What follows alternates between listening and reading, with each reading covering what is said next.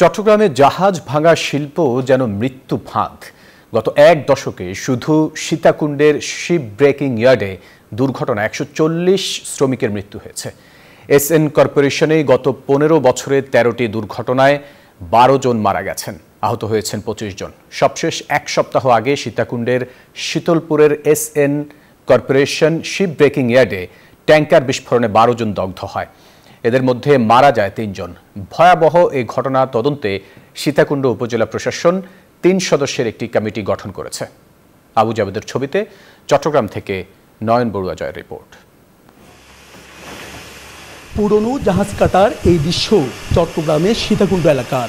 লাভজনক ব্যবসা হওয়ায় এই এলাকায় দ্রুত প্রসার ঘটেছে জাহাজ ভাঙা শিল্পের।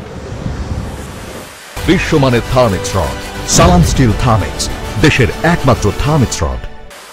তবে অভিযোগ আছে ঝুঁকিপূর্ণ এই শিল্পে মানা হয় না কোনো নিয়ম নীতি। অদক্ষ শ্রমিক আর নিরাপত্তার অভাবে বারবার ঘটছে দুর্ঘটনা। ২০১৪ সাল থেকে ২০২৪ সাল পর্যন্ত এই শিল্পে ছোট বড় দুর্ঘটনায় মৃত্যু হয়েছে ১৪০ শ্রমিকের। কিন্তু তৎকালীন সরকারের উদাসীনতা আর শিল্প মালিকদের রাজনৈতিক প্রভাবে একটি দুর্ঘটনায়ও দায়ীদের বিরুদ্ধে নেওয়া হয়নি কোনো ব্যবস্থা। ওনার সবাই বলে যে সেফটি অফিসার আছে, সেফটি নিয়মকানুন আছে, কিন্তু আসলে সেফটি বলতে কিছু নেই। প্রত্যেকদিন কোনো না কোনো ইয়ার্ডে দুর্ঘটনা ঘটে থাকে। দুর্ঘটনা হলেও তারা পাশে থাকে না, কিছুক্ষণ থাকলে চলে যায়।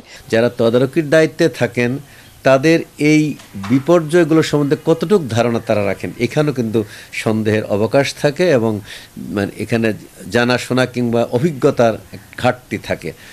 সবশেষ ৭ সেপ্টেম্বর সীতাকুণ্ডের Shitalpur SS corporation ship breaking ইয়ার্ডে ওয়েল ট্যাঙ্কার বিস্ফোরণে দগ্ধ হন ১২ শ্রমিক। চিকিৎসাধীন অবস্থায় এর মধ্যে ৬ শ্রমিকের মৃত্যু হয়, বাকি ৬ জন এখনও শঙ্কামুক্ত নন। এসএন কর্পোরেশনের কারখানায় এর আগেও দুর্ঘটনা ঘটেছে।